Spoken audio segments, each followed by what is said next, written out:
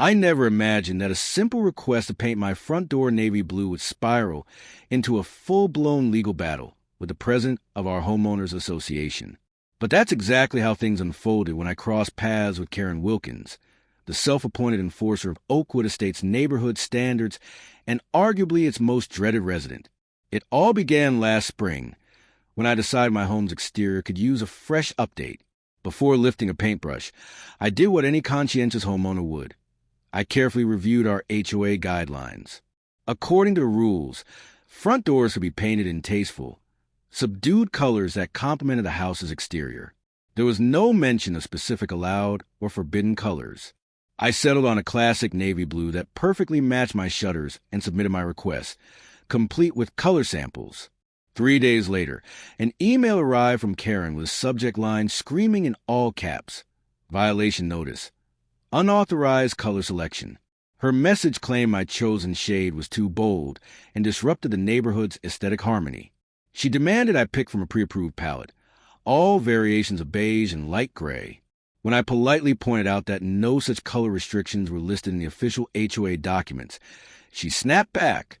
The board has discretionary authority on aesthetics, and my request was denied.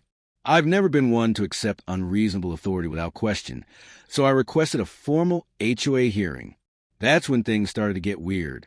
The hearing was postponed twice for suspicious reasons. When it finally took place, Karen presented what she claimed was an amended bylaw forbidding bright colors, an amendment supposedly in effect for 5 years. Something about the document fell off. The font changed halfway through, and the page outlining the color restrictions looked noticeably newer than the rest of the yellowed papers. After the hearing, where my request was predictably denied by Karen's compliant board, I decided to dig deeper.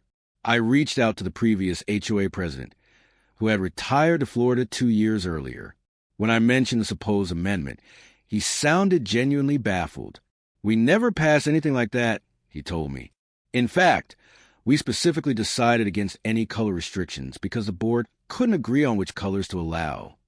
Armed with that information, I visited the county records office where all official HOA documents must be filed. Sure enough, the amendment Karen showed me was nowhere to be found. What I did find was the original covenant, with no mention of color restrictions beyond vague language about tasteful and complementary colors. When I brought this discrepancy up to 2 other board members, they looked uncomfortable but insisted Karen must have the correct paperwork. "She's very organized," one nervously assured me. "Maybe she just hasn't filed the latest amendments yet."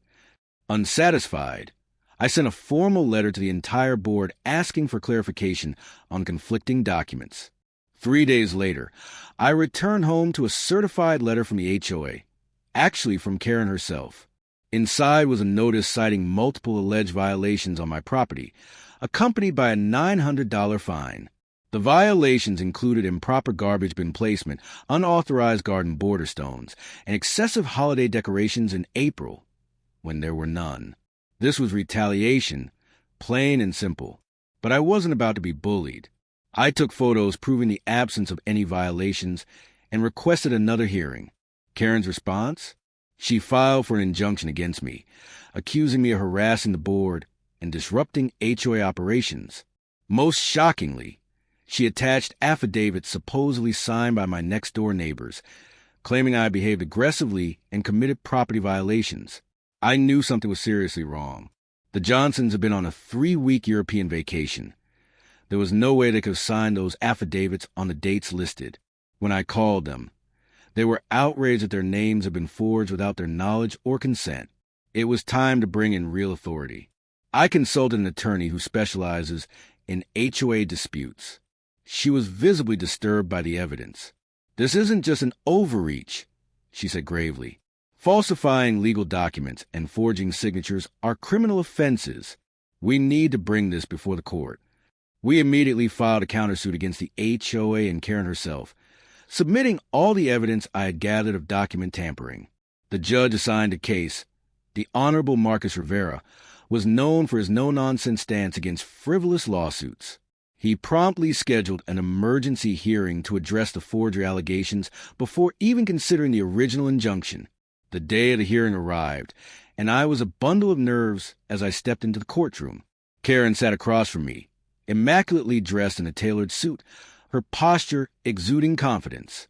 She barely spared me a glance, instead busily sorting through stacks of papers with her attorney, a slick, sharply dressed man who looked every bit the corporate shark. When Judge Rivera entered, proceedings began with Karen's attorney presenting their case for the injunction.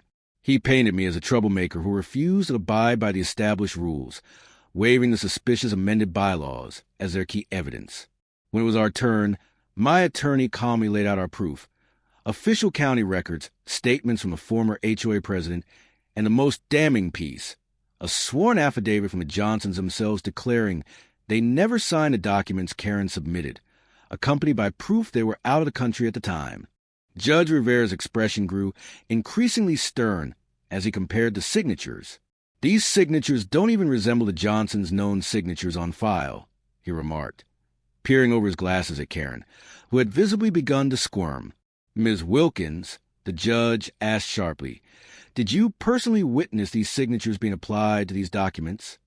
Karen cleared her throat, her confident facade cracking. "I received them by email, Your Honor. I printed them out for submission." The judge requested to see the emails. Karen's attorney whispered urgently in her ear, and she fumbled with her phone before finally claiming she couldn't locate them at that moment. Judge Rivera was unimpressed. "And what about these HOA amendments?" he continued, holding up the dubious pages. "The county has no record of these, yet you're enforcing them as if they're legally binding?" Karen launched into a rambling explanation about administrative delays and paperwork backlogs, but the judge cut her off mid-sentence. "This court takes a very dim view of document falsification. Ms. Wilkins, I am ordering a forensic examination of all material submitted in this case." Karen's face drained of color. Her attorney requested a brief recess, which the judge granted. When the court reconvened 30 minutes later, Karen's demeanor had completely shifted. Her earlier confidence was gone, replaced by visible anxiety as she whispered nervously to her attorney. The forensic examiner's report was damning. The amended bylaw pages were freshly printed, nowhere near 5 years old as claimed. The paper stock didn't match the rest of the documents. Most incriminating of all, digital analysis showed the Johnson signatures had been electronically copied from HOA membership forms and pasted onto the affidavit. Judge Rivera's patience had run out. "Ms. Wilkins, stand up," he commanded, his voice booming through the silent courtroom. Karen rose shakily, eyes darting as if searching for an escape. "Based on the evidence presented, I am dismissing the injunction against the defendant. Furthermore, I am referring this matter to the district attorney's office for investigation of document fraud, forgery, and perjury. Bailiff, please take Ms. Wilkins into custody."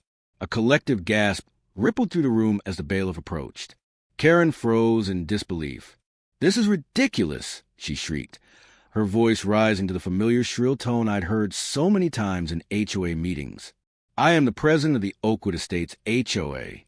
You can't treat me like a common criminal." But Judge Rivera remained unmoved. "The law applies equally to everyone, Ms. Wilkins, regardless of your position in a homeowners association." As the bailiff led a now-crying Karen away in handcuffs, the judge turned to me. "Sir, you are free to paint your door any color you choose according to your actual HOA covenants. And I suggest the remaining board members hold an emergency election to replace their leadership." Karen glanced back over her shoulder as she was escorted out.